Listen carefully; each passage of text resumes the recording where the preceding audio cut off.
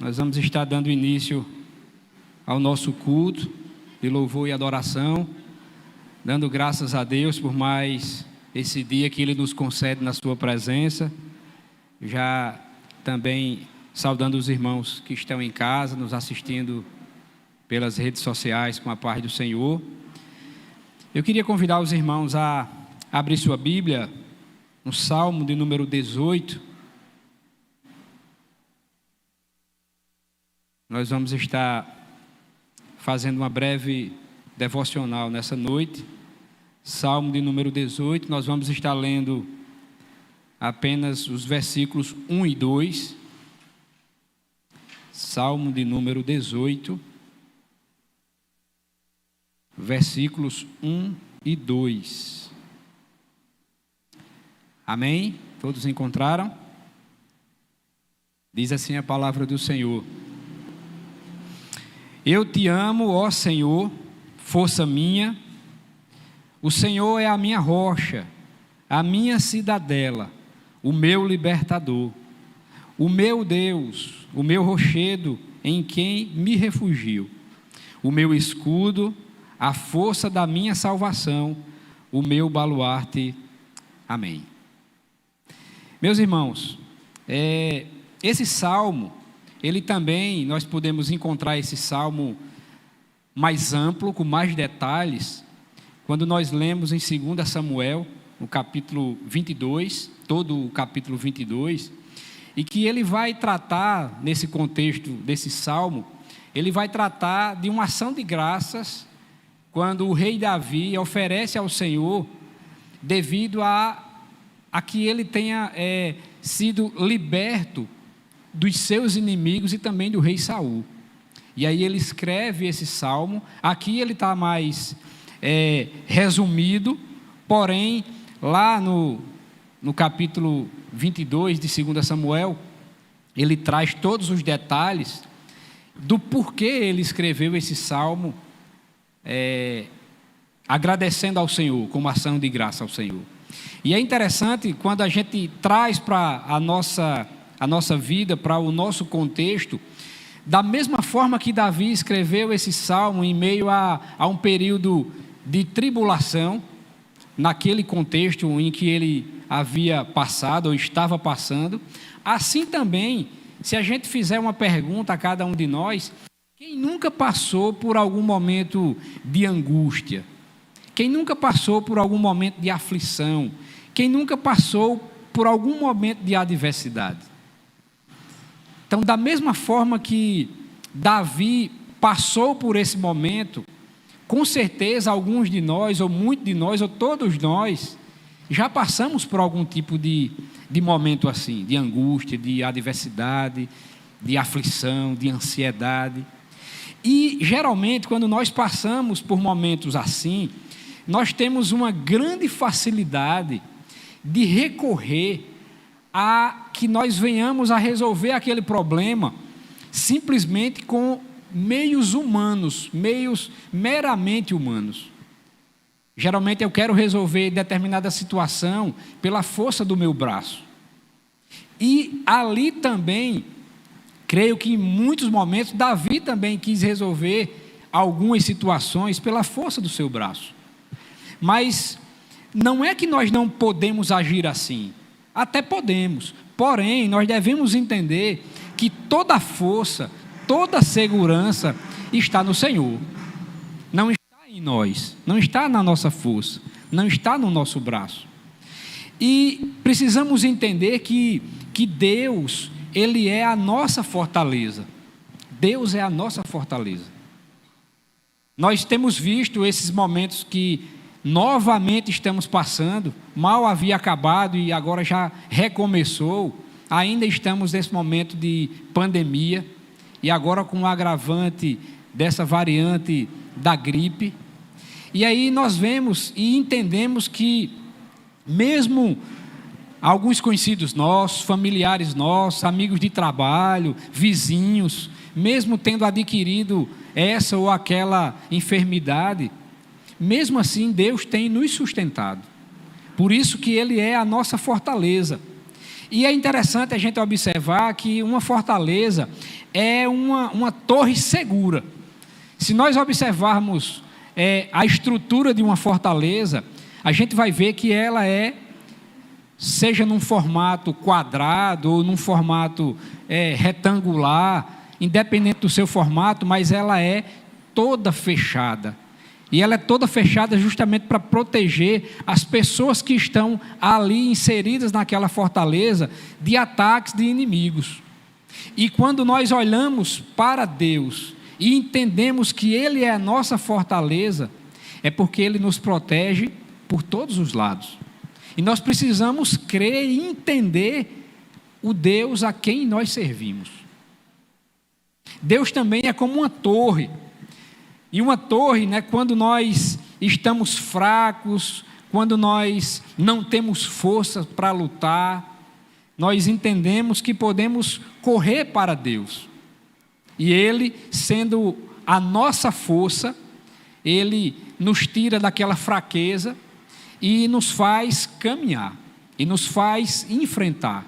Porque a força não vem de mim, a força não vem de nós, mas a força vem do nosso Deus. E quando nós olhamos para pelo menos esses 2 versículos do Salmo 18 que acabamos de ler, nós podemos aprender muitas lições com o rei Davi. E ele começa a dizer assim: eu te amo, ó Senhor. Então a primeira lição que a gente precisa aprender com Davi é que nós precisamos amar o nosso Deus. Devemos amar o nosso Deus, amar o nosso Senhor. E ele continua dizendo: força minha. É interessante quando nós observamos esses 2 versículos, que ele vai usar sempre algo como dele, meu, minha, e assim também nós precisamos agir.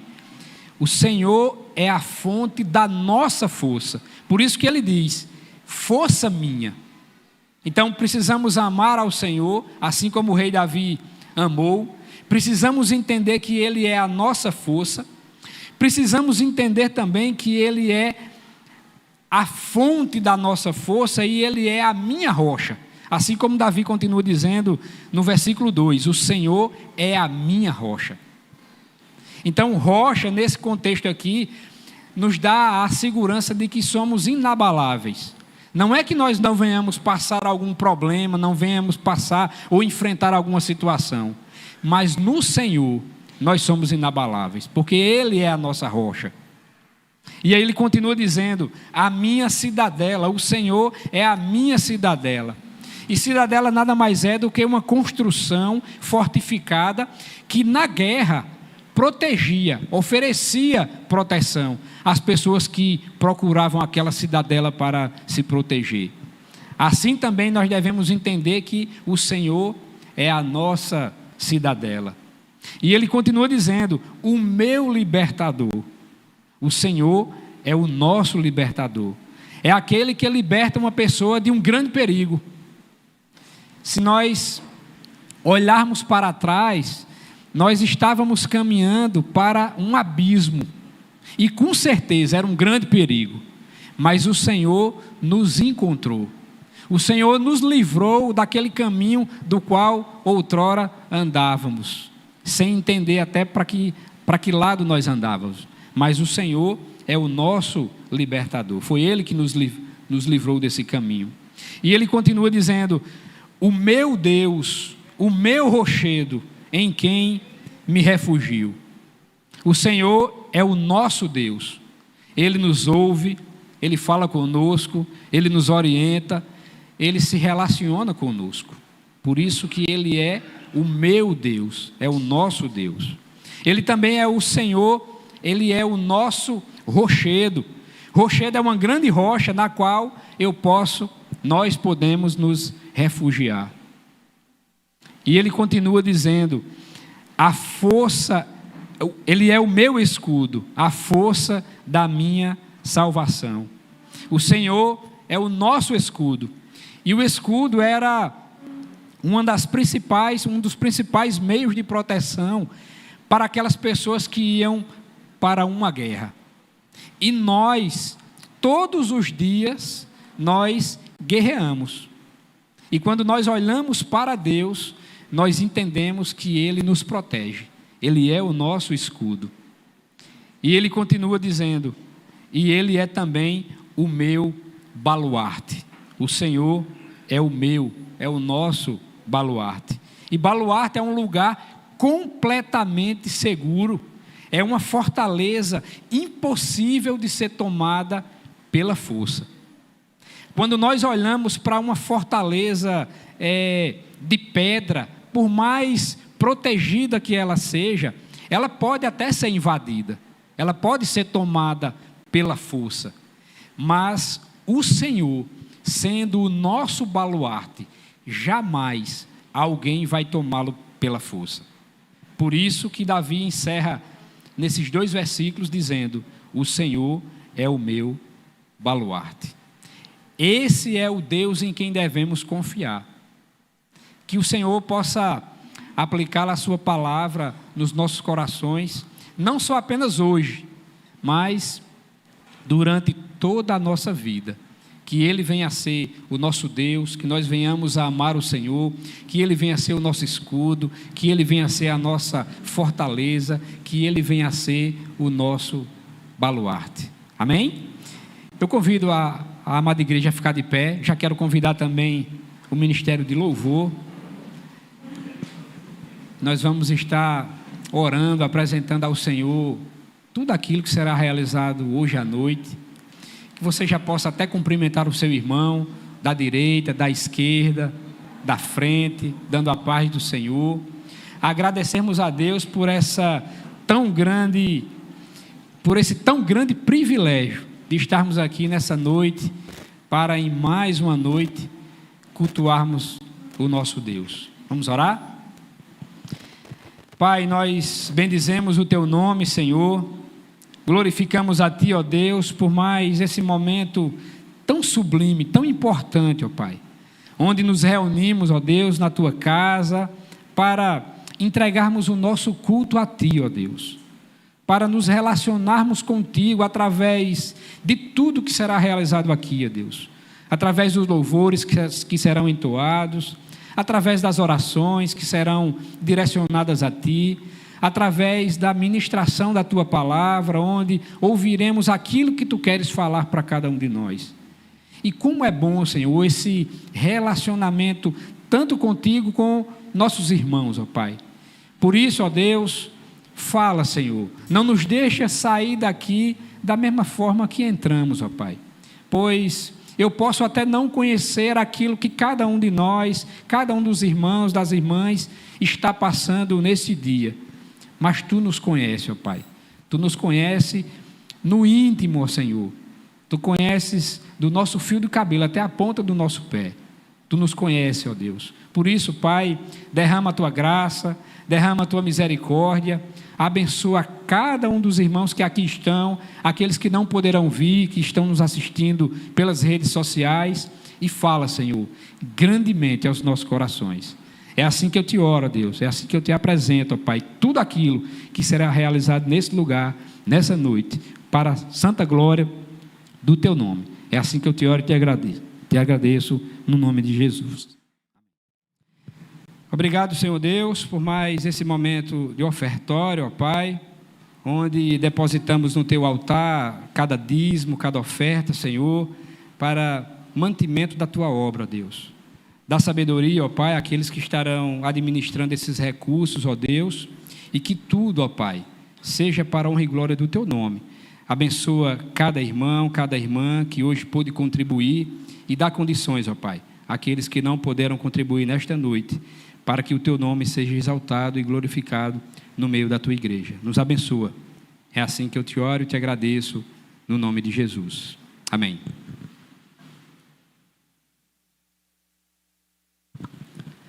Irmãos, vamos para os nossos avisos. Eu queria já só reforçar que vocês já devem ter percebido que o pastor Hamilton hoje não está aqui, porque a cada terceiro domingo ele está dando o suporte, ele com a missionária Ana Paula, lá na sede de Soledade. Então hoje, terceiro domingo, ele já foi para lá, né, para fazer o culto, né, e visitar alguns irmãos. Então, por isso que hoje ele não está aqui presente. E em relação aos avisos, nós vamos ter alguns além desses, mas já lembrando que toda quarta-feira e toda sexta-feira, às 6 horas da manhã, nós temos consagração aqui na igreja. Então, para você que tem esse tempo livre, na quarta-feira, de 6 às 7, e na sexta, de 6 às 7 da manhã, você pode se dirigir aqui à igreja para fazer parte desse momento de consagração. Na quarta-feira, às 19h30, sempre temos o culto de oração, então você já coloca aí na sua agenda, já está convidado para a próxima quarta-feira estar aqui juntamente conosco às 19h30 para participarmos desse momento do culto de oração.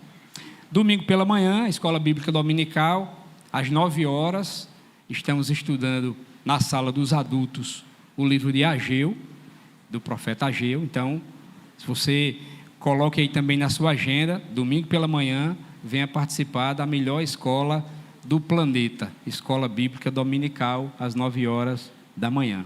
E no domingo à noite, como estamos fazendo nesse momento, às 18 horas, culto de louvor e adoração. Pelo menos por enquanto, ainda não voltamos a fazer as inscrições. Então, temos aqui algumas cadeiras ainda livres. Então, convido aos irmãos e às irmãs que estão em casa e não precisa de fazer inscrição, pelo menos por enquanto, para que você possa vir no domingo à noite, às 18 horas, cultuar ao Senhor aqui conosco. Eu vou continuar aqui nos avisos, depois nós vamos para o momento aqui dos aniversariantes. Só lembrando em relação ao planejamento que já foi feito, né, para 2022, e como o tema principal vai se tratar sobre evangelismo e discipulado.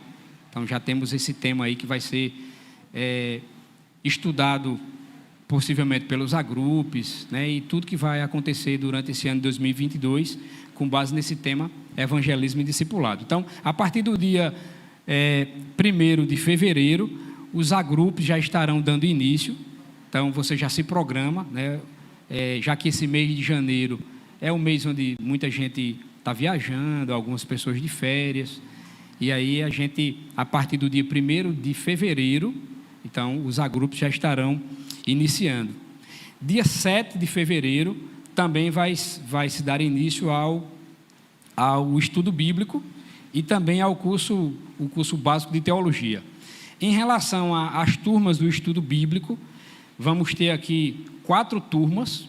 Então vai ter uma turma de 1 João, o professor vai ser o presbítero Neto, que vai estar iniciando dia 7 de fevereiro. Vamos ter a turma de Efésios, o professor vai ser o diácono Udenberg. Vamos ter a turma de Colossenses, vai ser a professora Mariane. E a turma dos adolescentes, os professores vão ser Gabriel e Maiara.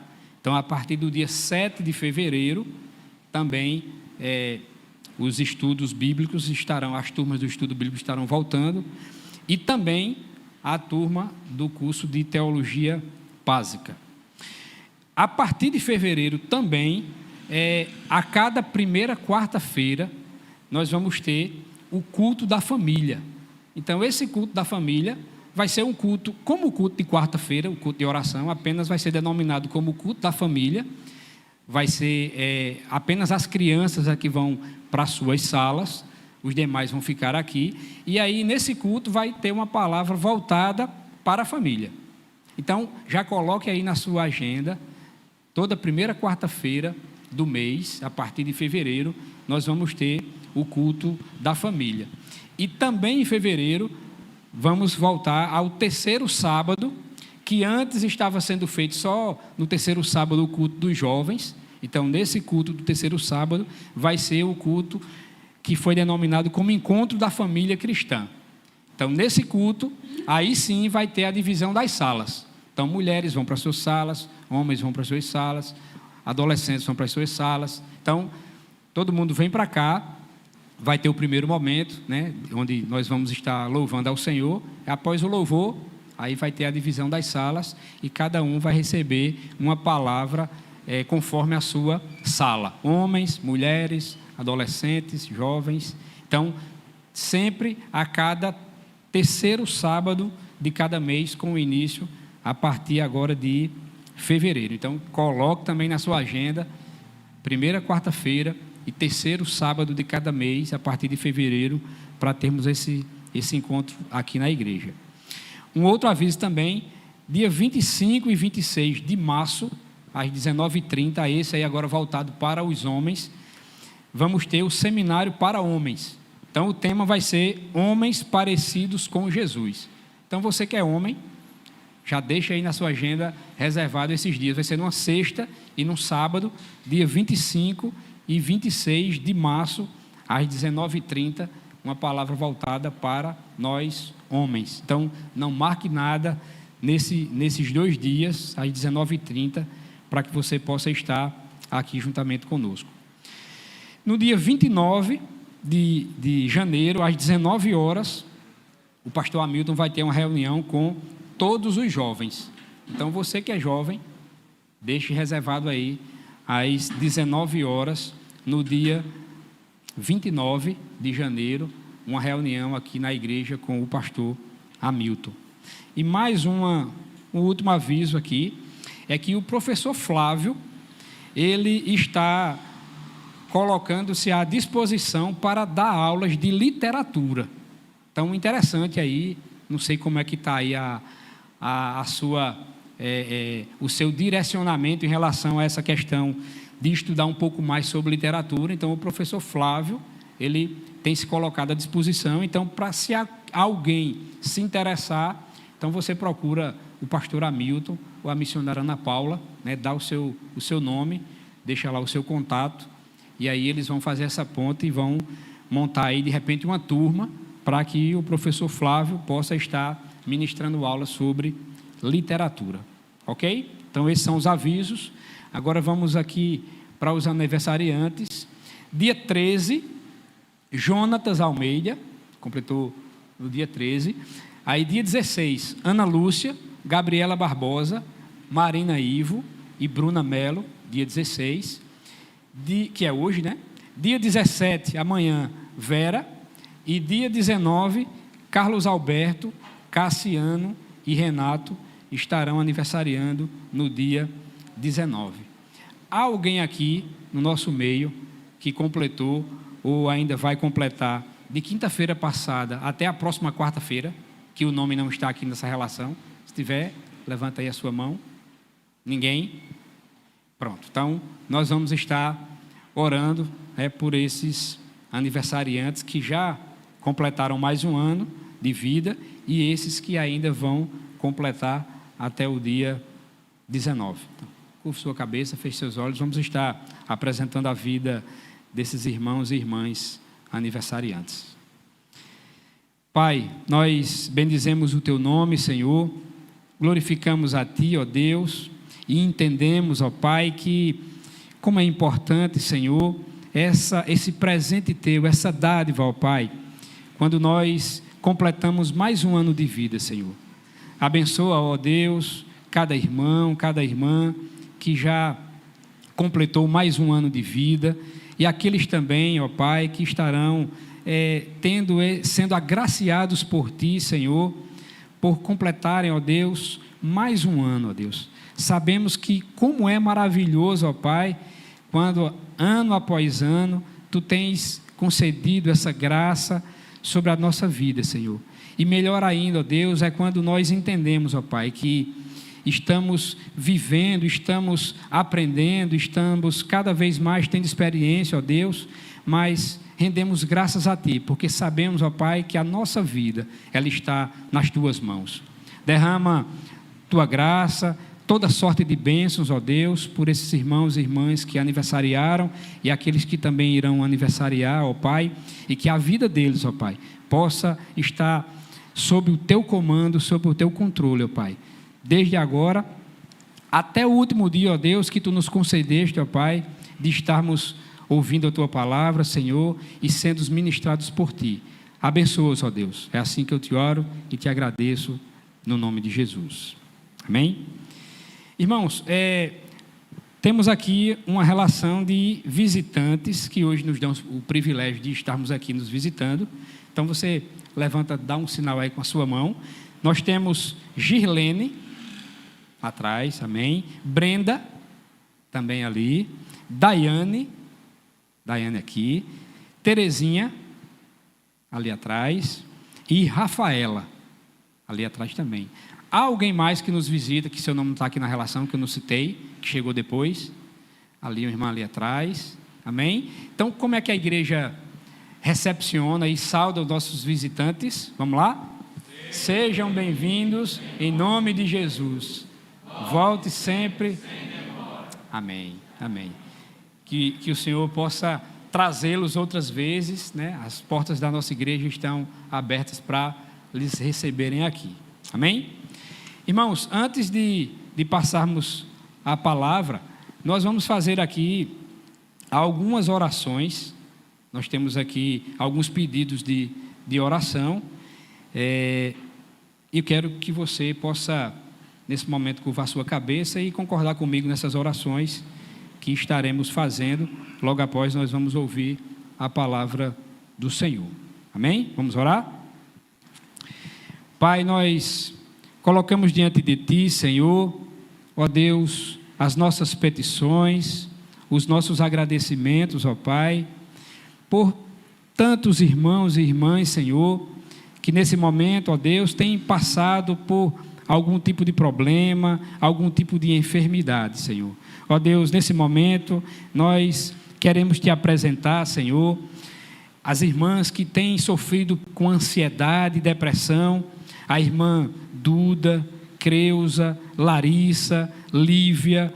Ó Deus, queremos Te apresentar também a saúde de Asaf, Senhor, e uma cirurgia de Carlos, ó Pai, que estará sendo submetido, Senhor, a essa cirurgia. Ó Deus, nós entendemos que tudo está sob o Teu controle, Senhor, que Tu possas, ó Deus, usar os médicos, ó Deus, aquela equipe, ó Pai, que estará realizando essa cirurgia, Senhor, assim como também restaurar a saúde de Asaf, de Duda, de Creuza, de Larissa, de Lívia, ó Deus, e de tantos outros irmãos que não expressaram aqui, Senhor, o seu pedido específico de oração. Mas nós entendemos, ó Pai, e nesse contexto em que estamos vivendo, Senhor, onde tantos são os irmãos que têm apresentado algum problema de enfermidade, Senhor.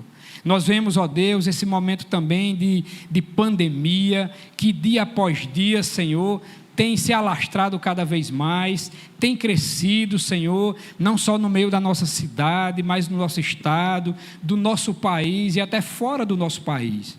Ó Deus, nós entendemos que só Tu, Senhor, é quem podes, ó Deus, frear e cessar, Senhor, essa pandemia e essa avalanche, ó Deus, de tantas enfermidades que tem assolado, Senhor, seus filhos e filhas, ó Deus. Por isso que nesse momento, ó Pai, nós te apresentamos as nossas vidas, Senhor, e te pedimos, Pai, tem misericórdia das nossas vidas e de tantos outros irmãos, ó Pai, que nesse momento têm passado por algum tipo de problema, Senhor. Ó Deus, nós te pedimos também, Senhor, que Tu possas visitar aqueles irmãos ali na Igreja Ação Evangélica de Soledade, Senhor, que têm passado, ó Pai, por alguns problemas, Senhor. Ó Deus, tem misericórdia, Senhor, daqueles irmãos, daquelas vidas, ó Pai. Levanta, Senhor, um pastor, Senhor, para que possa, ó Deus, tomar conta daquelas ovelhas, ó Pai, e traz, Senhor, os filhos e filhas que porventura tenham se afastado de Ti, Senhor. Ó Deus, traz um avivamento à Tua igreja, Senhor, a começar da nossa igreja aqui, do Presidente Médici, ó Deus, invade os nossos corações, Senhor, nos faz voltar ao primeiro amor, ó Deus, e, ó Pai, nos reaviva, Senhor, para que a nossa vida, ó Pai, ela possa ser e possa também impactar tantas outras pessoas aí fora. Ó Deus, te pedimos esse avivamento, Senhor, não só da nossa denominação, mas de tantos outros irmãos e irmãs, ó Pai, espalhadas por toda a face da terra, Senhor, que nesse momento também, ó Pai, às vezes estão pensando em desistir, Senhor, às vezes estão pensando em se distanciar de Ti, ó Pai. Ó Deus, tem misericórdia das nossas vidas, Senhor. Nos traz, ó Pai, cada vez mais para junto de Ti, Senhor, e que esse avivamento, ele comece a partir de cada um de nós, para que a partir de cada um de nós, ó Deus, a Tua igreja também, Pai, possa ser reavivada, Senhor. Ó Deus, que nós venhamos a entender que Tu és o nosso Deus, que Tu és soberano sobre as nossas vidas, que Tu és o Criador de todas as coisas, que Tu és sustentador, Senhor, de todas as coisas. Por isso, Deus, nós cremos em Ti, Senhor, e nós Te pedimos nessa noite, ó Pai, nos visita, Senhor, nos derrama cada vez mais da Tua graça, ó Pai, invade os nossos corações e que nós venhamos a ser cada vez melhores homens de Deus, melhores mulheres de Deus, ó Pai, e que a Tua obra, Senhor, ela não possa parar, e que cada vez mais ela possa se fortalecer e possa frutificar, Senhor, porque Tu estás conosco, Senhor, Tu tens nos guiado, ó Pai, Tu tens nos dado discernimento, Senhor, e também nós precisamos da Tua força, que a cada dia Tu possa derramar a Tua graça e a Tua misericórdia sobre as nossas vidas. Fica conosco, Senhor, nos abençoa, ó Deus. É assim que eu te oro e te agradeço no nome de Jesus. Amém? Nesse momento eu queria convidar o presbítero Neto, que estará ministrando a palavra do Senhor aos nossos corações.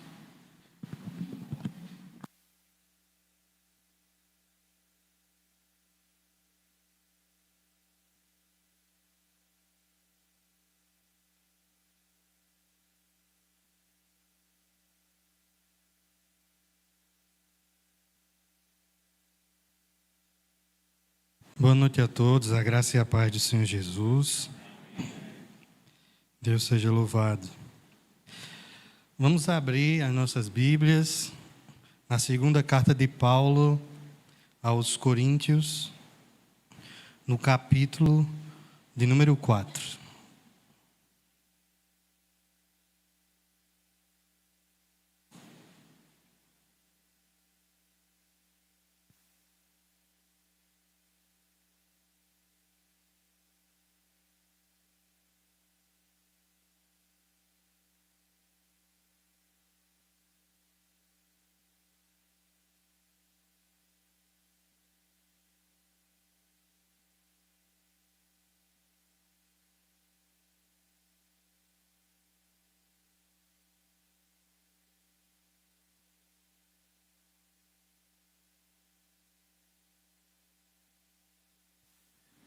Segunda carta de Paulo aos Coríntios, no capítulo de número 4.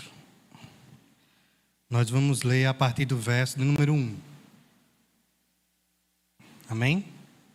Todos acharam? Amém? A partir do verso de número 1, diz assim a palavra do Senhor.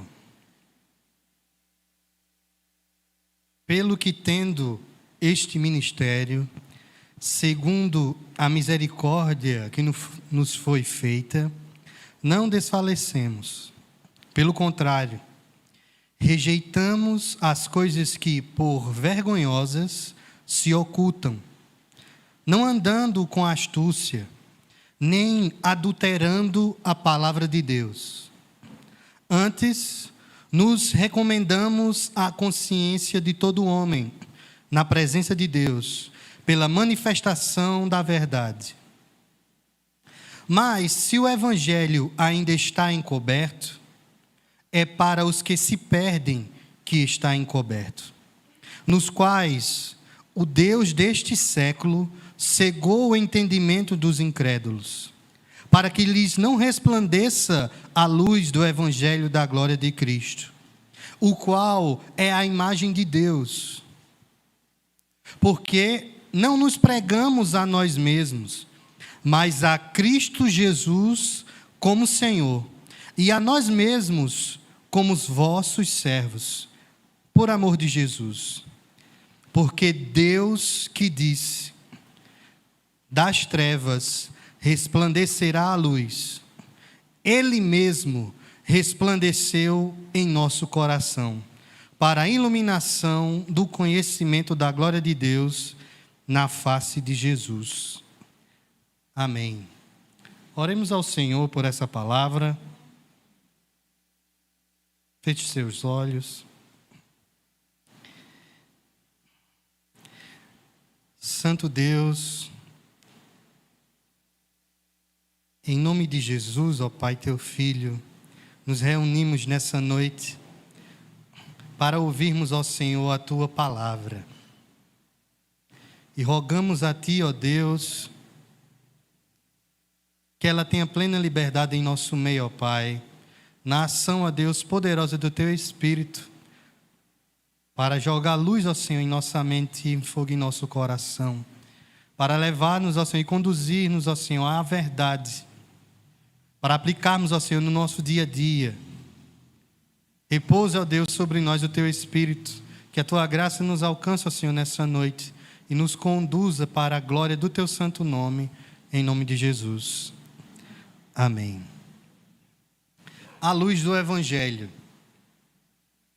Inicio essa ministração fazendo uma pergunta que, para os estudiosos de ciência, poderia respondê-la. E a pergunta que vos faço é: o que é a luz? Palavra que foi falada por Paulo aqui nessa pequena porção de texto de sua segunda carta aos Coríntios. Cientificamente, a luz tem sido estudada pelo homem por muito tempo, desde antes de Cristo. Nos gregos, eles já se dedicavam a estudar o que era a natureza da luz. E durante todo o percurso da humanidade, o homem se debruçou no estudo para explicar o que é a luz, de onde vem, de onde se origina, qual força ela faz, que energia é essa, de onde ela vem, para onde ela vai. E durante a história houveram duas linhas de ensinamentos científicos que afirmavam que a luz, essa que agora me ilumina e ilumina vocês, a luz que ao abrir os seus olhos você, no raiar do dia, já a percebe. E essa luz comum àqueles que têm a possibilidade de ver, ela, pela ciência, ela foi dividida de duas formas. Ou ela, para alguns cientistas, é uma onda eletromagnética, ou uma partícula, que nela reside uma energia, uma força que percorre qualquer meio que há no universo, originada pela ciência de não sabe aonde é, pois corpos celestes em todo o universo emitem luz, emitem essa radiação, essa onda eletromagnética. E todos aqueles que têm essa possibilidade de ver, contemplam a luz. Pela bondade de Deus, muitos homens têm essa graça, esse sentido de ver. E a visão depende totalmente da luz. Sem luz, não temos como ver nada. Percebe-se que justamente durante a noite, para todos nós nos locomovemos em nossa cidade, nós, assim como nosso querido presbítero trabalha para a Energisa, colocamos luzes nas ruas para podermos ir e vir. Se você durante de noite lá na sua casa, assim que acordar, para se dirigir ao banheiro ou à geladeira ou para poder tomar água, o que é que você faz? Você acende a luz. Claro, se você souber o caminho, você andará nas trevas, na escuridão, mas não será a mesma forma como se a luz estiver sobre você, sobre o caminho que você estiver andando. E de forma tão perfeita, Deus nos deu um órgão para captar a luz. Porque a luz que vemos, que está sendo incendida por essas lâmpadas, incendida pelo sol, o corpo celeste da nossa da nossa galáxia que mais excede essa radiação. Essa onda ou essa partícula, como alguns acreditam, ela vem sobre o nosso globo ocular e ela passa pela nossa retina e chegando lá no fundo do olho, o olho que Deus criou, ele recebe essa luz que entra em nossos olhos e a imagem é formada no fundo do nosso olho. E a imagem que é formada, ela é formada de cabeça para baixo. E essa imagem, essa onda eletromagnética, esse fóton, passa pelos nervos dos nossos olhos e chega até o cérebro. E chegando ao cérebro, o cérebro processa essa informação, inverte a imagem que vem e que é colocada lá no fundo do nosso olho, e assim nós podemos aperceber o reflexo que os objetos dão para nós. Quando nós olhamos para esse púlpito, você que está aí sentado, ou você que está em casa e consegue contemplar esse púlpito, a luz que está aqui bate neste objeto e reflete para o seu olho. Então você não vê diretamente a luz, mas sim o reflexo.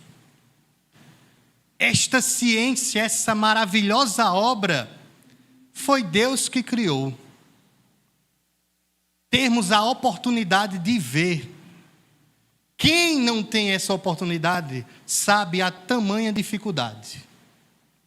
Em Gênesis, capítulo de número 1, a partir do verso de número 3, o texto vai nos dizer o momento exato que Deus cria a luz. Alguns teóricos acreditam que entre o verso 1 e 2 para o verso 3 de Gênesis, existe uma imensidão de anos. Mas a primeira coisa que a gente precisa entender do que o texto lá em Gênesis nos diz, pois o texto bíblico ele faz alusão não aos autores que a escrevem, que redigem, mas sim ao dono da palavra, Deus. No texto em Gênesis, a glória está em Deus, no Deus Criador.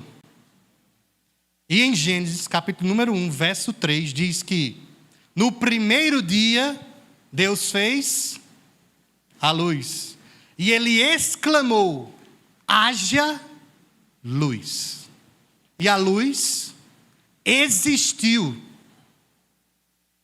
Ela não havia. Ela não era, pois Deus a criou. Aí você pode pensar, então, Deus vivia no escuro? O que é que existia até o verso de número 3? Primeiramente, entendemos que no verso de número 3, a luz existiu. E também no verso de número 3, vamos tirar do texto uma verdade singular, que também Deus não existe. Deus é. Pois se Deus existisse, ele teria um início.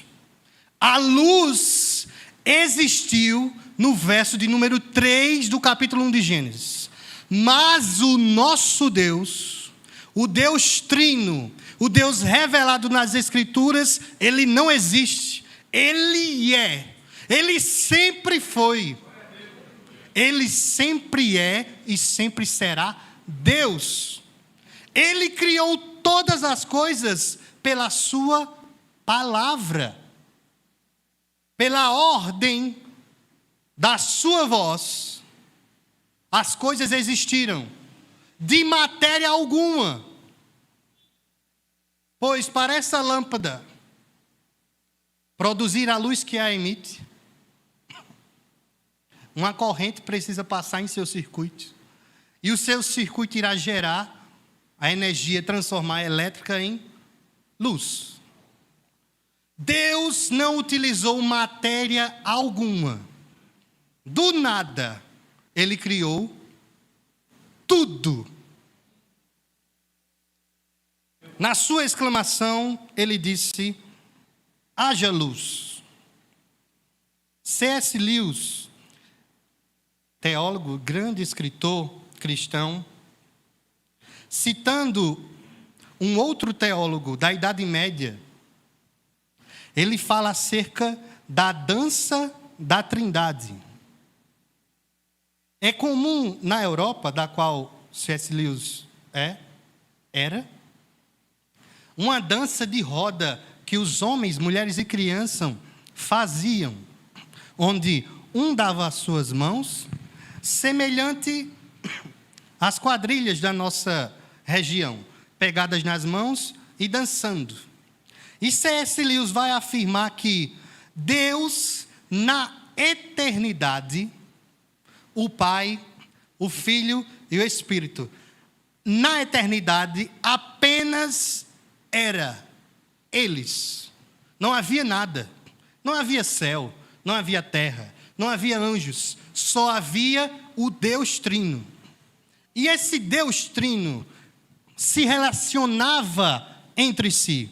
O Pai amava o Filho e também amava o Espírito. E nesse amor havia alegria e gozo. O Filho também amava o Pai e amava o Espírito. E nessa comunhão havia alegria e gozo. O Espírito também amava o Pai e amava o Filho. E nessa comunhão havia alegria e gozo.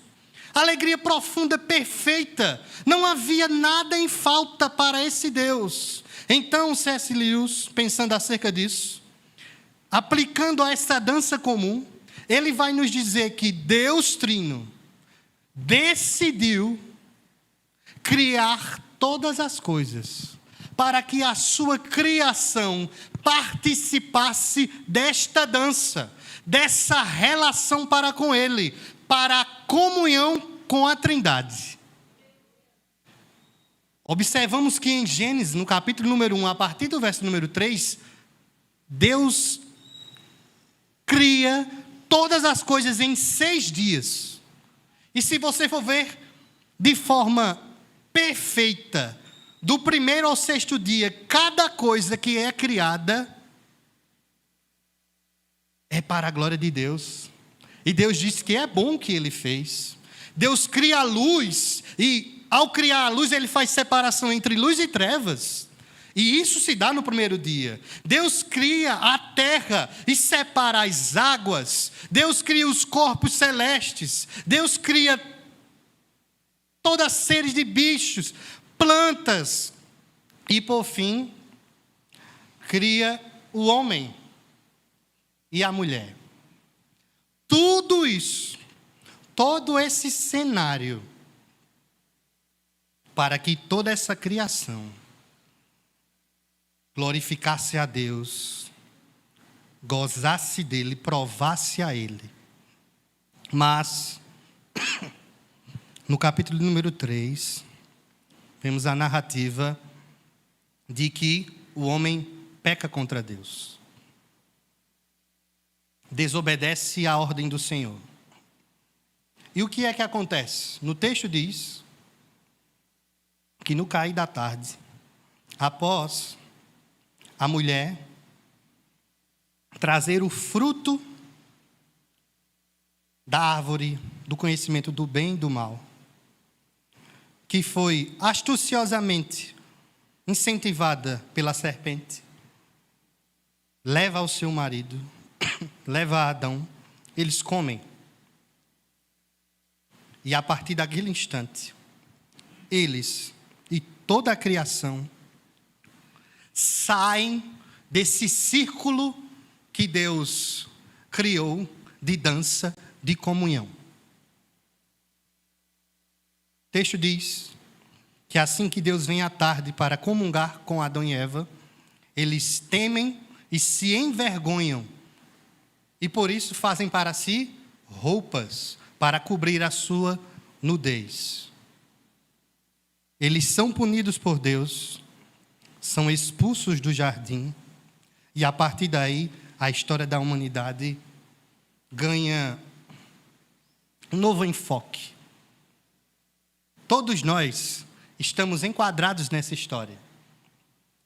O apóstolo Paulo vai nos ensinar em suas cartas que esse Deus que criou todas as coisas, que apercebeu-se e viu que o homem caiu, e pela queda do homem ele era digno de punição, pois desobedeceu a Deus. Esse Deus preparou um meio de redenção, de fazer com que a sua criação voltasse de novo a participar desta dança, a comungar com o Deus Criador. Ele prepara um meio de redenção. Este meio de redenção é decidido antes da criação existir. A Trindade Santa decide que o Pai enviaria o seu Filho em forma humana para morrer e pagar os pecados da humanidade, daqueles a qual Deus o quis.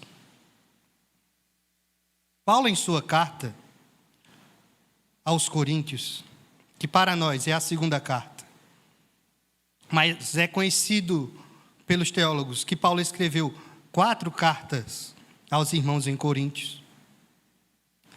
Paulo, nessa sua segunda carta, ele vai expressar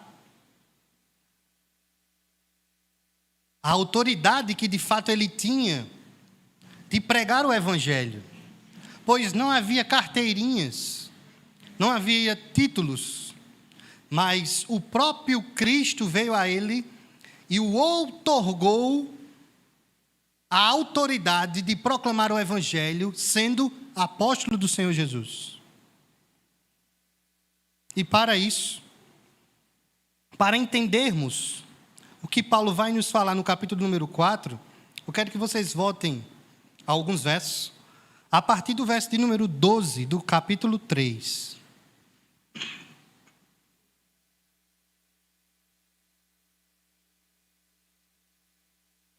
Paulo diz, capítulo 3, verso 12. Tendo, pois, tal esperança, servimos-nos de muita ousadia no falar. E não somos como Moisés, que punha véu sobre a face, para que os filhos de Israel não atentassem na terminação dos que se desvanecia. Mas os sentidos deles se embotaram, pois até o dia de hoje, quando fazem a leitura da antiga aliança, o mesmo véu permanece, não se lhes sendo revelado que em Cristo é removido. Mas até hoje, quando é lido Moisés, o véu está posto sobre o coração deles. Quando, porém, algum deles se converte ao Senhor, o véu lhe é tirado. Ora, o Senhor é o Espírito. E onde está o Espírito do Senhor? Aí há liberdade. E todos nós, com o rosto desvendado, contemplando como por espelho a glória do Senhor, somos transformados de glória em glória na sua própria imagem, como pelo Senhor, o Espírito. Paulo cita a passagem do Velho Testamento, de quando Moisés desce do Monte Sinai com as tábuas da lei, por ter passado 40 dias e 40 noites na presença da glória de Deus, o seu rosto volta iluminado pela glória de Deus na face de Moisés. E quando Moisés chega diante do povo, o povo não consegue contemplar a face de Moisés. E para poder conversar com Moisés, eles colocam um pano na face de Moisés. Paulo, na interpretação do texto, ele vai nos dizer que tal circunstância acontece com aqueles que não têm a Cristo como Senhor. Para eles, o véu está posto e eles não conseguem contemplar a Cristo. Mas quando tal pessoa se converte ao Senhor, esse véu é tirado. Semelhante no templo, quando Jesus ressuscitou, o véu do templo se rasgou. E podemos ter acesso ao Pai. Esse ministério que Paulo menciona, que é o seu ministério, o ministério daqueles que o acompanhavam, foi um ministério dado por Deus, segundo a sua misericórdia. Por isso, ele não desfalece, pois esse ministério veio de Deus. Verso de número 1. Pelo que tendo este ministério, capítulo 4, segundo a misericórdia que nos foi feita, não desfalecemos. Paulo sabe que Deus lhe dá ousadia e coragem para continuar pregando o evangelho, mesmo sendo rejeitado pelos homens. Se, pois, nós recebemos do Senhor também tamanha dádiva de proclamarmos o seu evangelho, ainda que venhamos a enfrentar lutas, permaneçam todos vocês firmes no Senhor, servindo ao Senhor, assim como seu apóstolo. Verso 2.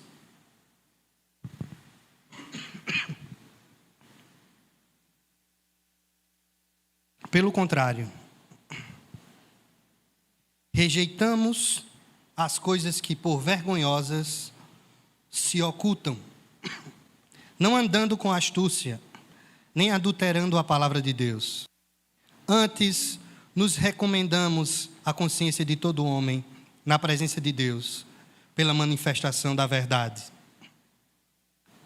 Perceba que aonde Paulo pregava, em Corinto e em demais lugares, haviam homens que rejeitavam a sua palavra, andavam vergonhosamente, ocultando suas ações, andando em astúcia e adulterando a palavra, falsificando a palavra. E Paulo diz que ele não era assim.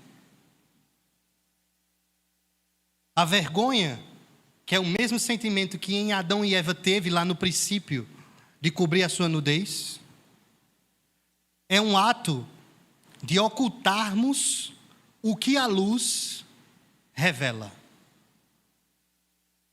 Quando a luz incide sobre o pecado do homem, ele tende a fugir para a escuridão. A astúcia, dita por Paulo, é, vamos dizer, uma virtude ou um atributo do diabo. É uma ação que nós vemos lá no Éden, quando a serpente engana, modifica o sentido da ordem de Deus para Adão e Eva. Já essa expressão, adulterar a palavra, ela é apresentada nas Escrituras aqui pela primeira vez. E o sentido é literalmente adulterar, falsificar. Existe uma ordem, um padrão, e é modificado. Existe uma aliança entre um homem e uma mulher. E a partir de que um homem ou a mulher quebra essa aliança, adultera a aliança com outrem, semelhante era o que os homens faziam na época de Paulo, e que também faz nos nossos dias. Alteram, adicionam ou tiram da palavra do Senhor a verdade que ela é. Paulo sabia que ele enfrentava oposição. Muitos negavam a autoridade de Paulo, rejeitavam o que Paulo dizia. As palavras de Paulo eram duras demais. Então os homens preferiam ouvir palavras doces, agradáveis. E se vós, nessa noite, espera ouvir do próprio Deus tamanha palavra, fujam, saiam daqui, pois se nesse lugar é pregado a palavra do Senhor, o seu ego não será massageado, o seu ouvido não será adocicado, você receberá a espada que esmiuçará, que irá até a sua medula, mas ela transformará o seu ser e lhe dará vida. Para aqueles que não davam ouvido ao evangelho que Paulo pregava, que o próprio Cristo ensinou, na realidade, tais pessoas estão com um véu sobre o rosto. E se nós, em nossa comunidade, não temos dado ouvidos à palavra do Senhor que tem sido pregada, o que evidencia é que o véu ainda está sobre os nossos rostos. Paulo, de forma alguma, precisa recomendar para si a autoridade. Ele não precisa dizer, eu sou o apóstolo. Ele o diz para que aqueles que rejeitam a Paulo ouçam o que ele fala. Pois se ele fala o evangelho, precisamos dar ouvidos àquele que prega o evangelho.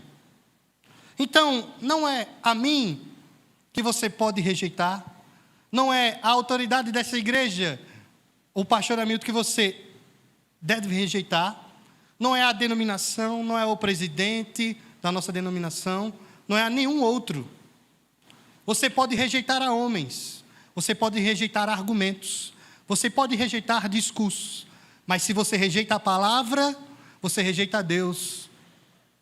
Mas se tal homem, tal mulher proclama a palavra, o ouça. A questão é, você está olhando para o homem ou para a palavra? Paulo, de fato, foi um apóstolo tardio. E ele, na grande maioria das suas cartas, precisou credenciar-se diante dos irmãos. Porque diferente de nós hoje, que temos a palavra em nossas mãos, muitos lugares nunca tinham ouvido falar de Paulo.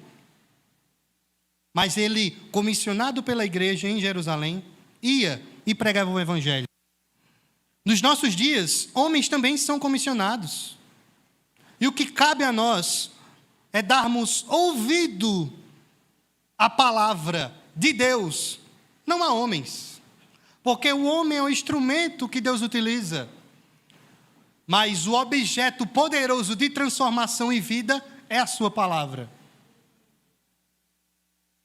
E de tudo isso que nós já ouvimos, o conceito de luz, a criação da luz, Paulo trazer para si a sua autoridade, aqueles que rejeitam a palavra e adulteram a palavra. O que é que tudo isso tem a ver com luz?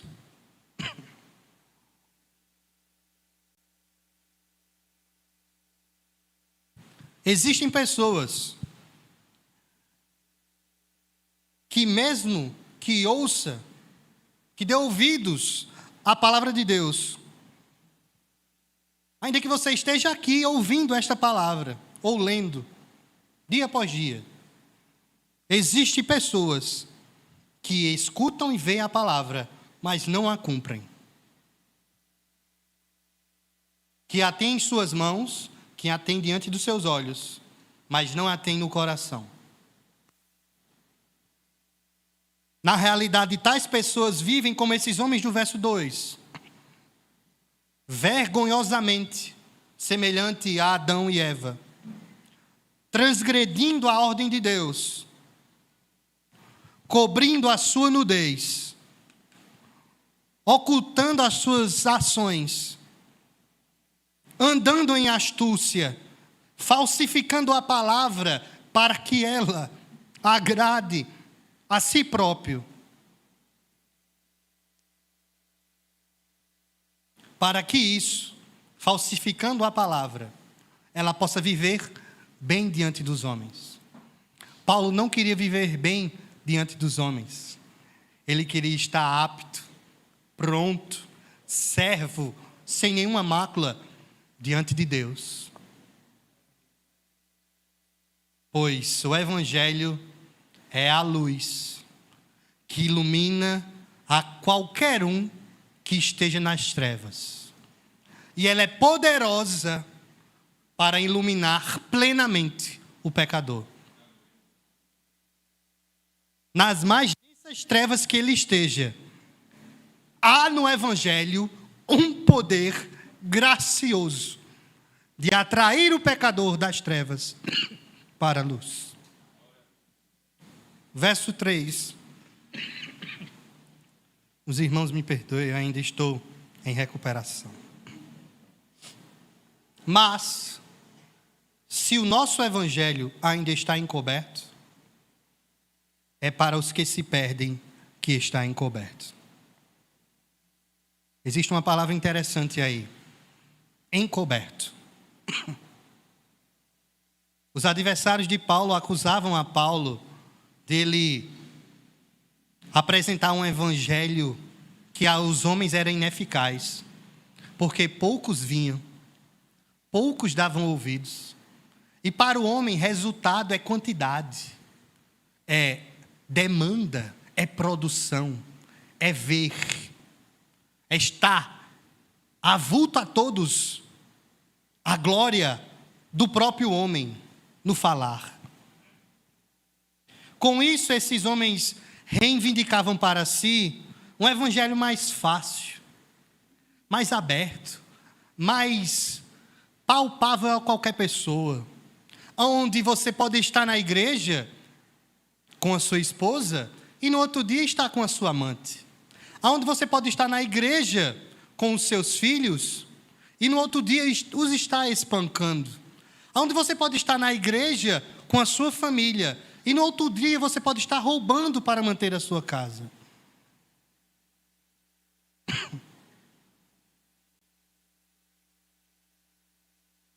Aonde você pode estar na igreja, exteriormente, comum aos que estão nesse ambiente, mas fora você é uma outra pessoa. Você tem outro palavreado, você tem outra visão de mundo, você comunga com outros, com os do mundo, e não com os de Deus.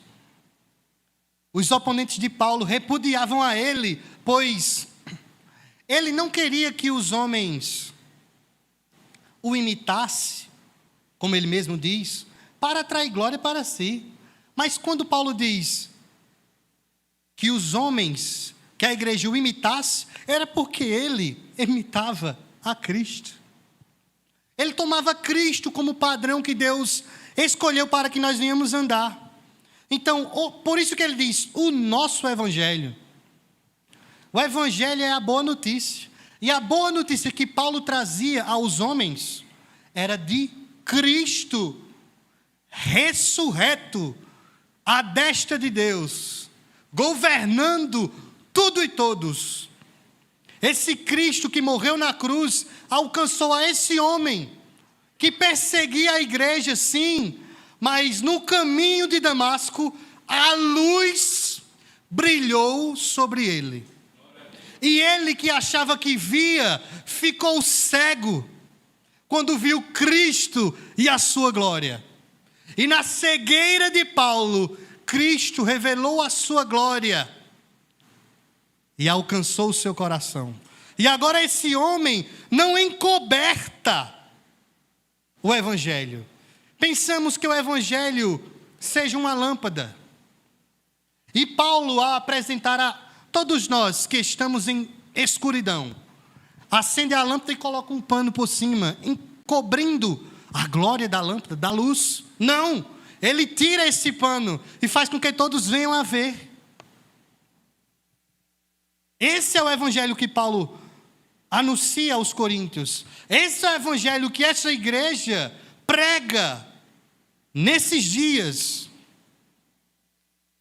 João, o evangelho de João, no capítulo número 9, verso 39 ao 41, diz: prosseguiu Jesus: eu vim a este mundo para juízo, a fim de que os que não veem, vejam, e os que veem se tornem cegos. Alguns dentre os fariseus que estavam perto dele perguntaram-lhe: acaso também nós somos cegos? Respondeu Jesus: se fosseis cegos, não tereis pecado algum. Mas porque agora dizeis, nós vemos, subsiste o vosso pecado. Lembram do conceito de luz? Lembram que Deus nos deu a graça de termos visão e vermos por conta da luz?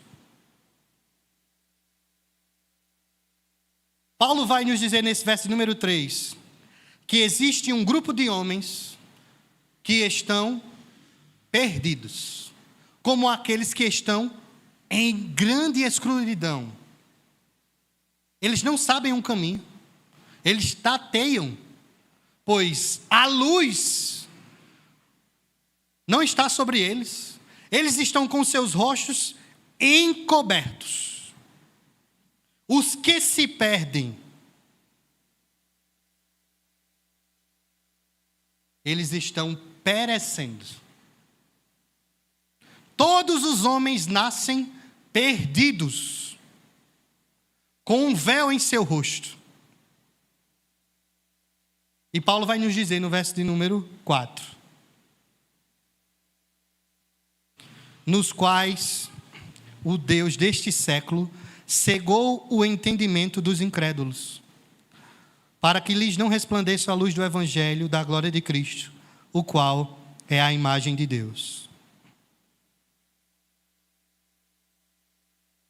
Se o evangelho está encoberto para você nessa noite, é porque você está perdido. Tenha plena certeza disso. Se não contemplas a luz que há nessas palavras, você está perdido. Paulo denomina esses que estão perdidos como incrédulos, porque eles não conseguem crer, pois eles não veem. Porque a fé é interessante. A fé não precisa ver para crer. Esse é o conceito de fé apresentado em Hebreus. Só que o não ver para crer tem a ver com o ser de Deus.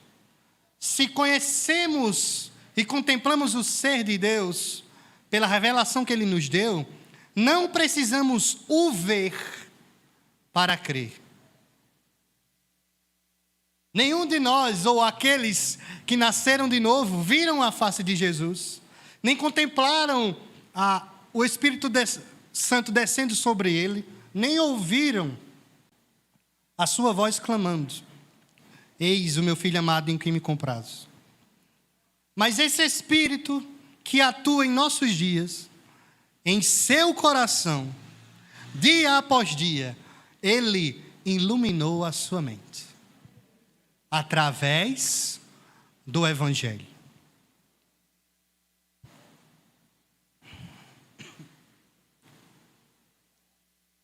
Os incrédulos são aqueles que se recusam a conhecer Jesus Cristo como Filho de Deus. De forma alguma podemos afirmar que a luz emanada desta boa notícia de que Cristo morreu por todo aquele que crê está sendo escondida ou levada apenas para alguns. Não, o próprio Jesus nos mandou a ir a todos os homens, e anunciar o Evangelho. E a luz do Evangelho alcançará aos que creem. Os incrédulos são esses que rejeitam, que recusam a Jesus. Quando há uma conversão ao Senhor Jesus, é porque tal pessoa não aceitou Jesus, como se Jesus tivesse se você nem em seu coração houvesse uma porta, e você abrisse para Jesus entrar. Não, você queria era fugir dele, mas o laço de amor dele lhe prendeu e iluminou a sua mente, pois estávamos em trevas. Não críamos, porque não víamos, mas quando a luz brilhou, tivemos a oportunidade de ver. E o vimos semelhante ao cristão de John Bunyan, que ao olhar para a cruz, com um amontoado de pecado em suas costas, ao olhar para a cruz, ensanguentada, molhada de sangue do nosso Senhor, o nosso fardo cai, pois Cristo pagou os nossos pecados, encravando eles na cruz. O escrito de dívida que havia para nós foi rasgado. E tais homens estão incrédulos, não veem, porque o Deus desse século cegou o seu entendimento. Quem é o Deus desse século? Satanás. E segundo as próprias palavras de Jesus, os homens, os fariseus, não ouviam a palavra do Senhor Jesus, porque eles não eram filhos de Deus, mas sim filhos do diabo. Ou seja, abre-se um grande abismo dentro da humanidade, onde há filhos do diabo, pois as suas ações expressam tal, e há filhos de Deus, pois as suas ações expressam que são de Deus.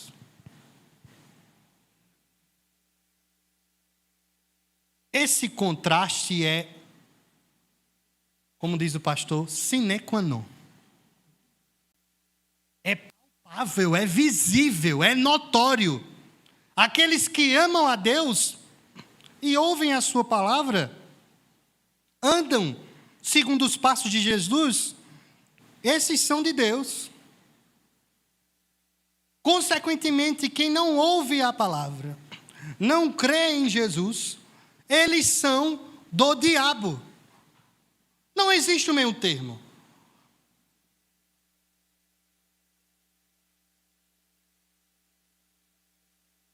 Pois o diabo cegou o seu entendimento. Para quê? Por que ele cegou? Para que não resplandeça a luz do Evangelho da glória de Cristo, o qual é a imagem de Deus.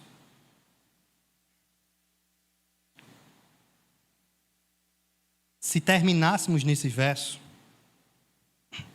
a história iria aparentar ser trágica.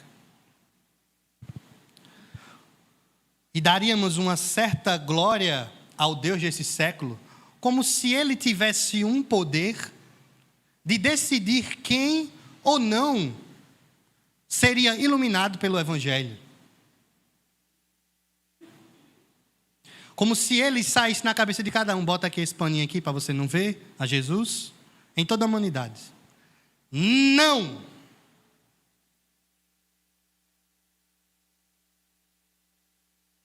A soberania da salvação pertence ao Senhor.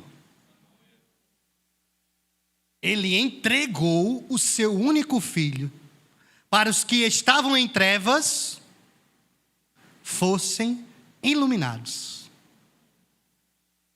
Este da qual Deus entregou para nós, ele é a exata imagem de Deus. Quando Moisés desce do Sinai, o seu rosto brilha. Os homens não conseguem contemplar. Bota um pano na cabeça de Moisés.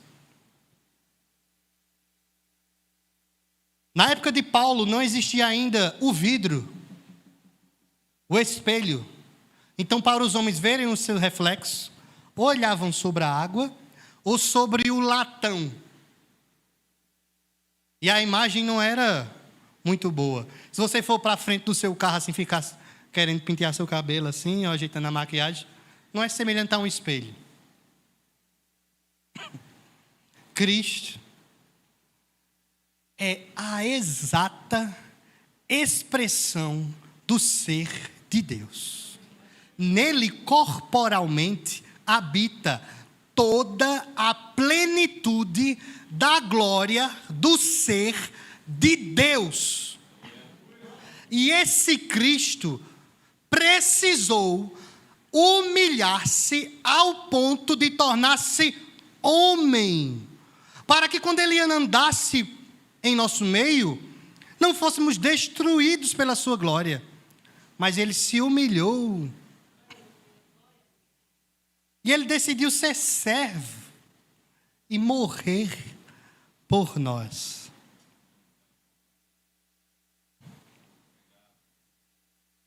Que tamanha bondade. João, no capítulo número 1, verso 14, parte B, diz que vimos a sua glória, glória como do unigênito do Pai. João também, no capítulo 14, verso 9, diz o seguinte: disse-lhe Jesus, num diálogo com Felipe: Felipe, há tanto tempo estou convosco, e não me tendes conhecido? Quem vê a mim, vê o Pai. Como dizes tu, mostra-nos o Pai? Toda a humanidade, depois da queda, procura o caminho de volta para o Pai. Porque Deus nos criou, lembrem, para participarmos da dança, para participarmos da comunhão com Ele. O nosso ser carece desta comunhão. Em nós, como diz Hernandes Dias Lopes, há um vazio que é do tamanho do ser de Deus. E só poderá ser preenchido pelo próprio Deus. Amores, paixões, bens, fortunas, riquezas, prazeres. Tudo isso é passageiro e não trará para si a perfeita satisfação em seu coração, se Deus não preencher este vazio. Para isso que pregamos aos homens, para que o homem conheça a Deus, por essa notícia, que Cristo, o seu Filho, morreu por ele, para que ele volte para o ponto de início, para o maior objetivo nosso, glorificar a Deus em tudo e em todas as coisas. Deus está trabalhando nisso. Verso de número 5. Porque não nos pregamos a nós mesmos, mas a Cristo Jesus como Senhor, e a nós mesmos como os vossos servos, por amor de Jesus. Paulo não ia às cidades. Paulo não dedicou a sua vida. Paulo não sofreu o que sofreu para atrair glória para si. Pois se qualquer homem que quisesse, no final da sua vida, olhar para trás e ver tudo o que ele fez, e de tudo o que ele fez, só restava sofrimento, dor, e ele morre não com pompas, mas sim com a espada cortando o seu pescoço, tal homem olharia para o seu passado e diria: por que eu fiz isso? E o porquê de Paulo ter feito todas as coisas, o porquê de todos nós vemos a cada culto, reunimos em comunhão em cada lar, em cada grupo, em cada estudo, em cada ensaio, em cada coisa, é por amor a Jesus. Porque esse Jesus me amou primeiro. Antes da criação do mundo, Ele vos amou. Ele preparou um meio um caminho iluminado para lhe encontrar. O que merecíamos eram as densas trevas, mas o nosso bendito Deus nos alcançou. E por amor a Ele, agora nós, semelhante a Paulo, devemos ir e pregar o Evangelho. O conteúdo da mensagem da pregação de Paulo não era satisfação, não era dinheiro, não era cura, não era bens, não era suprir a sua necessidade. O conteúdo da pregação de Paulo era Cristo Jesus como Senhor. Porque muitos têm feito Cristo Jesus como garçom, como faz tudo para mim. Não, Cristo Jesus é Senhor, porque Ele se humilhou ao ponto de morrer como homem, mas Deus agora o exaltou sobre todo nome, e todos devem se dobrar diante dEle. E se há alguém aqui nessa noite que não se dobrará a Cristo, não tem problema, irmãos. Naquele grande dia, você se dobrará. A oportunidade de hoje é dobrar-se para o ter como Senhor. Naquele dia, muitos se dobrarão diante do juiz e reconhecerão que Ele é Senhor.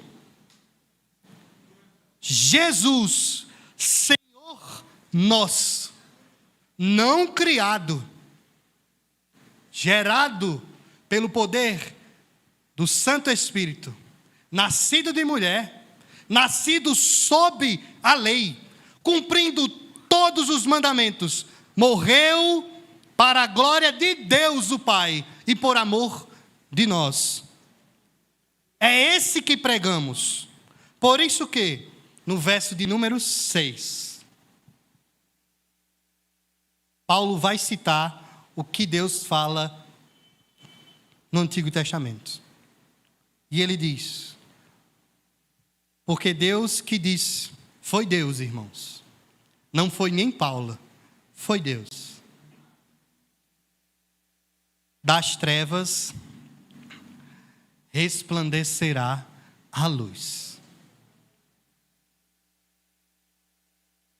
Ele mesmo resplandeceu em nosso coração para a iluminação do conhecimento da glória de Deus na face de Cristo Jesus.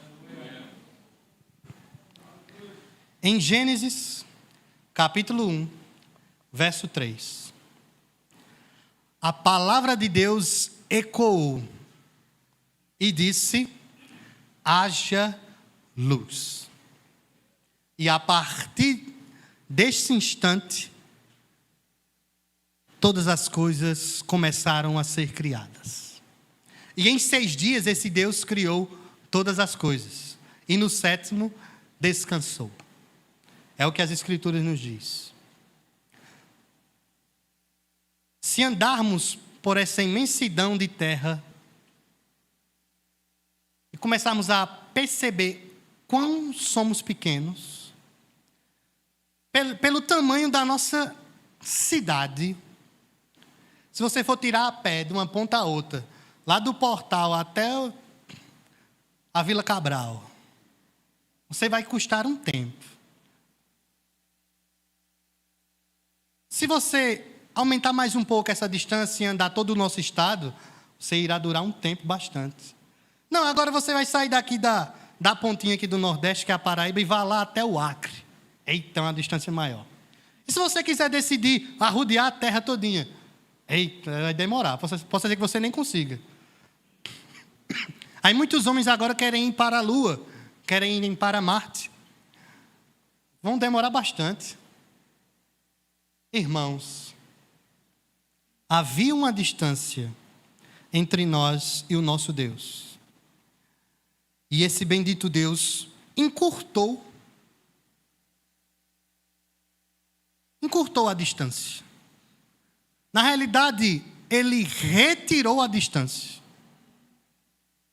Cristo é o meio de caminho para chegarmos a Deus. Ele não é Ele é o só existe Ele, e só por meio dEle. Então, se estamos em trevas, a luz não será ofuscada pelas trevas, de forma alguma. Na realidade, a luz transborda. E como diz o apóstolo João em sua carta, que essa luz, ela emana e dissipa toda treva. Semelhante ao que aconteceu em Gênesis capítulo 1, verso 3. O mesmo poder que criou todas as coisas, o mesmo poder, prestem atenção, que da boca de Deus saiu para criar todas as coisas e disse: haja luz, também em nossos corações, na mais densa escuridão, é o mesmo poder de Deus nessa noite bradar em seu coração: haja luz, pois nele habita esse poder. E em muitos de nós, esse poder criador aconteceu, pois hoje nós somos nova criatura. Somos nova criatura. Cristo brilhou em nossos corações e foi revelado a nós. Foi revelado em nós e será revelado por nós. A glória de Deus agora não mais está oculta como nos tempos antigos, pois os homens, para poder se achegarem a Deus, deveriam encobrir os seus olhos, deveriam manter-se uma distância. Mas hoje, plenamente, ela está graciosamente ofertada a todos os homens. Deixe essa luz brilhar, pois essa luz reflete da face de Jesus a glória de Deus, segundo o que diz o apóstolo Paulo. Para concluir, o que nós ouvimos nessa noite, peço apenas que me conceda apenas 3 a 5 minutos.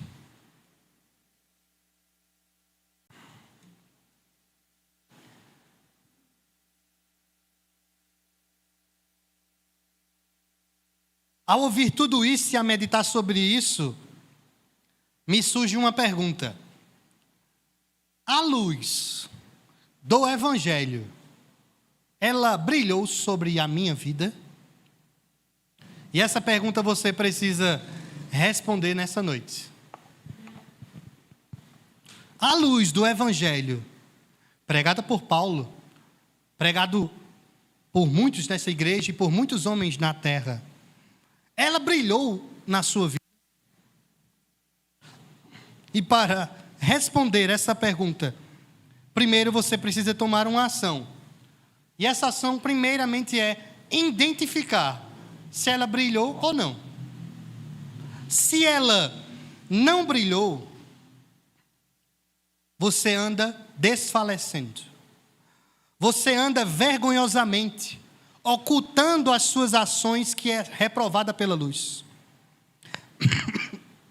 Você anda com astúcia.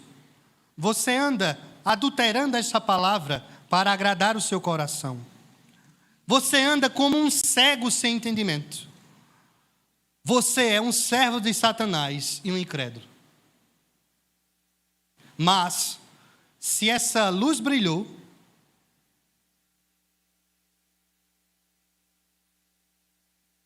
você está firme,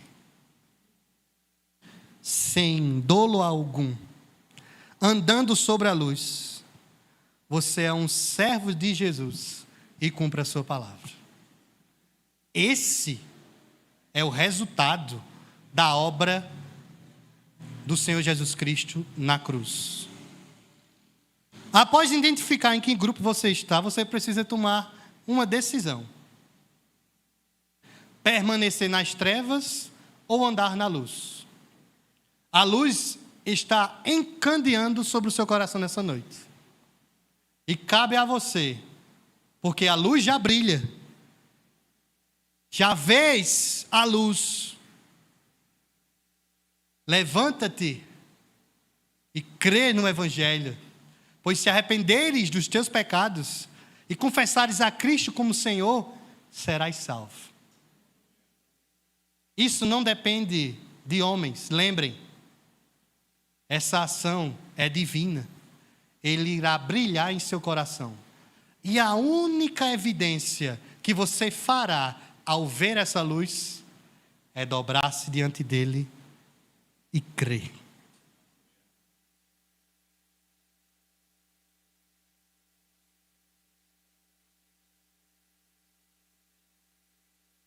Você pode fazer isso, se a luz brilhou em seu coração.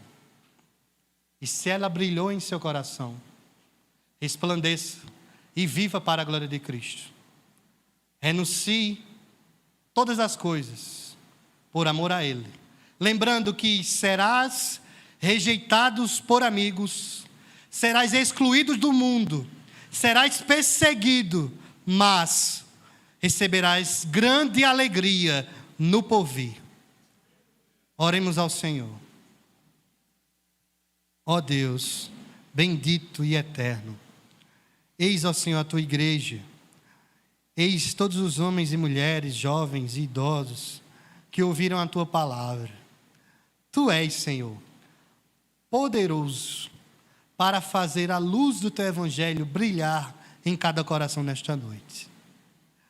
Tu és poderoso para transformar a consciência do homem, trazê-lo a perceber-se de seu pecado, confessar diante de ti e crer na obra do teu Filho Jesus. E crendo neste poder que há em ti e na tua palavra, ó Senhor, te pedimos, tende misericórdia de nós e vem sobre nós, ilumina-nos, ó Deus. Pois a todo homem o Senhor nos recomenda, a recomendá-los, a arrepender-se. Ó Deus, eis a tua verdade proclamada nesta noite. Eu te louvo por isso, porque o Senhor nos ama ao ponto de manifestar a tua bondade pela tua palavra a nós, a essa igreja. Receba, ó Deus, toda a honra e toda a glória para o nome do nosso Senhor Jesus Cristo. Amém.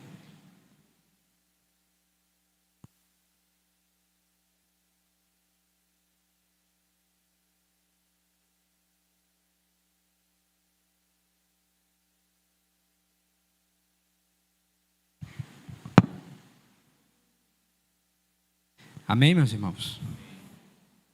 Enquanto o presbítero Neto estava ministrando a palavra, eu me lembrei de um versículo bem pequenininho, mas que retrata basicamente o que ele ministrou nessa noite. No Salmo 119, versículo 105, diz assim: lâmpada para os meus pés é a tua palavra e luz para o meu caminho. E quando a gente para observar quantos estão ainda sem ver essa luz, que é Cristo. Tantas são as pessoas que estão aí fora e que ainda não reconheceram o Senhor como o único suficiente Salvador das suas vidas. Ainda estão em trevas. E apenas o Evangelho é que pode, assim como fez conosco, é quem pode levar essas pessoas ao encontro de Cristo. Por isso tem uma missão sobre cada um de nós: pregar o Evangelho, pregar essa luz que vai iluminar tantas vidas que estão na escuridão aí fora. Que o Senhor aplique a sua palavra no nosso coração. Amém? Eu queria convidar o Ministério de Louvor e já me despedir dos irmãos. Queria convidar a igreja a ficar de pé para a gente orar, já encerrando o culto. Logo após, nós estaremos tendo um outro momento de recolhimento. Então, vamos orar ao Senhor, já agradecendo por tudo aquilo que Ele fez nessa noite sobre as nossas vidas. Oremos. Obrigado, Pai, por mais essa rica oportunidade, Senhor, onde ouvimos a Tua palavra, ó Deus. Que a Tua palavra, Pai, possa invadir os nossos corações, Senhor, e iluminarmos cada vez mais, ó Deus, que a Tua luz, que o Teu Evangelho, Senhor, ele possa ser real nas nossas vidas, dia após dia, e que através das nossas vidas, outras pessoas, Senhor, possam ser direcionadas a Ti, Senhor. Nos abençoa, ó Pai, nos dá plena convicção desse Deus a quem servimos. Ó Deus, obrigado, Senhor, porque Tu és soberano, Tu és poderoso, Senhor. Obrigado porque um dia Tu nos encontraste, ó Pai. Nos livraste, ó Deus, desse caminho nas trevas, ó Pai, que outrora andávamos, e nos trouxesse para a Tua luz. É assim que eu te oro, Senhor, e te agradeço, no nome de Jesus. Amém. Os irmãos podem assentar.